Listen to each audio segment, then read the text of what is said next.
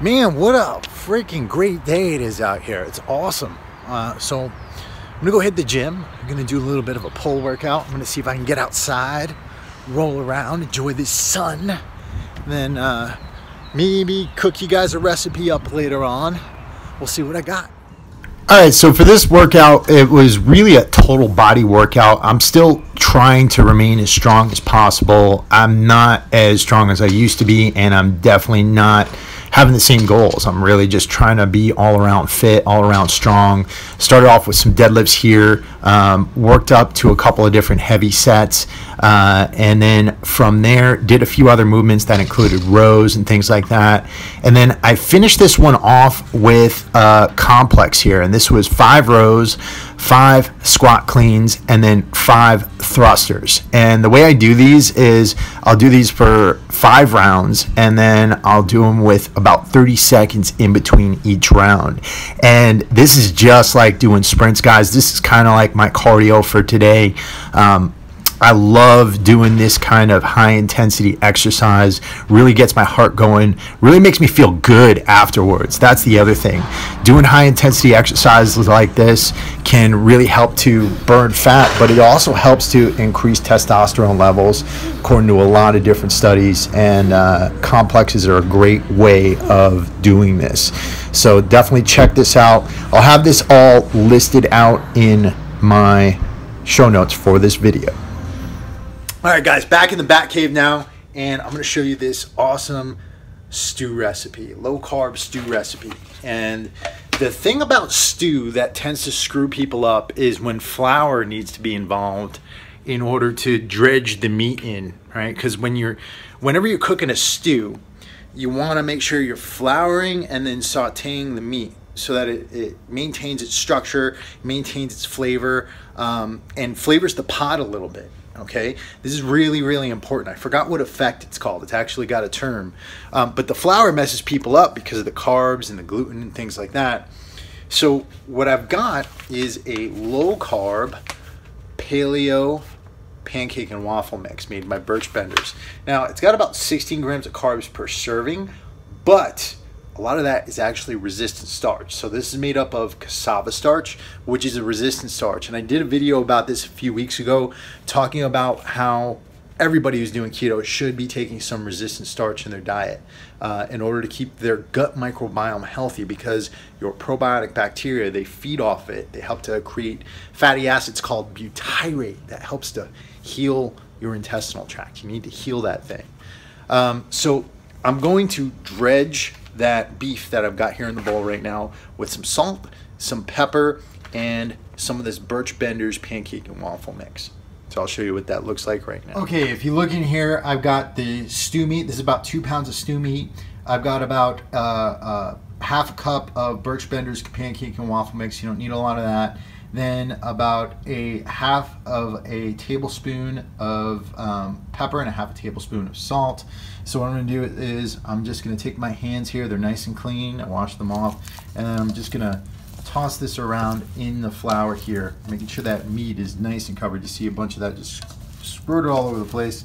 But just want to get that nice and covered, okay? And again, the point of this is that we're going to be sauteing this meat, and it's going to be able to hold together and carry a lot of flavor and really flavor the pot for the stew.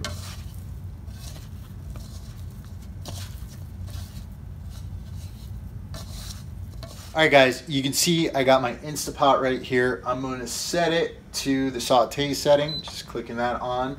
What I'm going to do is I am going to take about 2 tablespoons of this oil that I infused this week.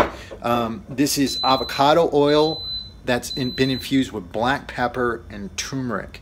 Really, really anti-inflammatory here. You can do this, it's really easy. I made a video about it earlier in the week. You guys can go check this out. If you don't have this, or you don't want to infuse avocado oil with turmeric, you can use plain old avocado oil or plain old olive oil. Olive oil would definitely be okay for this. Some people would use coconut oil. I don't like to use coconut oil in too much cooking, simply because I don't want this to taste like coconut right now. So So I'm gonna use this. All right, and as you can see, I've coated the bottom of that. That's heating up right now. And what I'm gonna do is I'm just gonna stick my beef into the pot. Okay. And that'll start sizzling in a second. All right, and as you can see, the Instant Pot is nice and heated up. I've got my beef in there and it is currently sauteing. What I'm gonna do is I'm gonna brown that for about 3 minutes, just trying to make sure that all sides of each of those cubes is seared and browned. And again, like I said, this is to flavor the pot, to instill the pot with the flavor of the seared beef. All right, now that that's nice and browned, what I'm gonna do is I'm gonna take some celery and onion that I've chopped up. I'm gonna stick that into the pot and I'll let that saute in there for a little bit longer as well, probably about 2-3 more minutes. If you want, you could stick some mushrooms in here as well. I would stick some in here, but I forgot to get them from the store. That's been cooking for a little bit, and what you can see is on the bottom there's a little bit of a glaze to the pan, right? So what I'm gonna do is I'm actually gonna deglaze the pan by hitting it with a little bit of red wine. Let that simmer in there. It's probably about I mean, guys, I don't do measurements, but that's probably about a good 1/3 of a cup of red wine in there. I'm gonna let that simmer in there for a second. All right, so that has been simmering in the wine for a little bit. I've added in some baby carrots. I've added in 3 zucchinis. I've added in some thyme, some black pepper, some salt, and some garlic powder. All that stuff is to taste as far as what you want in it. Now I'm gonna put a beef broth based in there. This is a bone broth I got from Sprouts. Just gonna pour this up in here. Let that get some liquid into the bottom of that Instant Pot. All right, so now I got the broth in there. Now I'm gonna add a cup of water mixed with a 1/4 tablespoon of potato starch, just as a little bit of thickener. Okay. Right, I got my pot, my Instant Pot. I'm gonna press keep warm, and then I'm gonna go to manual. I'm gonna put this up to 45 minutes on high pressure. Make sure that my little level is closed there, and I'll let this thing cook. All right, so now that's done. What I'm gonna do is I'm gonna hit this little lever up here, and I'm gonna release the pressure.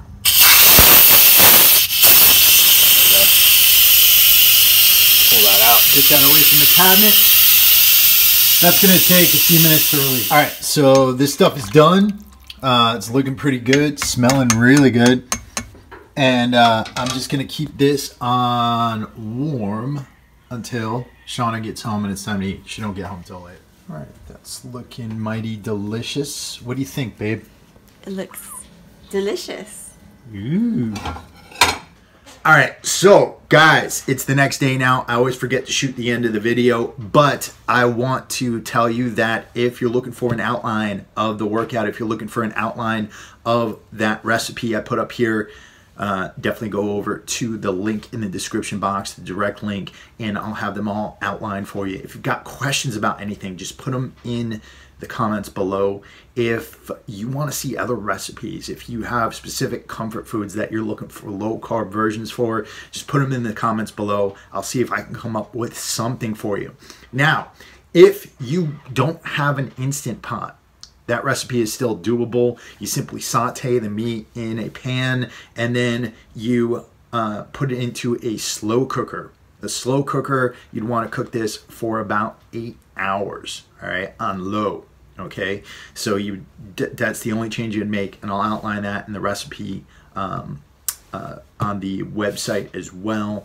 And then you know, beyond that, guys, God has really blessed me by making me Italian and giving me an Italian mother, teaching me how to cook.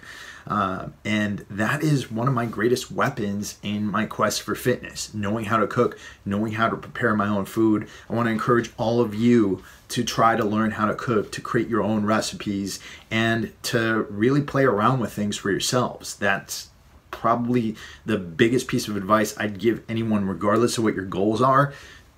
Stop depending on outside sources for your food. Stop depending on restaurants. Stop depending on pre-prepared items. Learn how to cook and you'll have more control over your life and your health.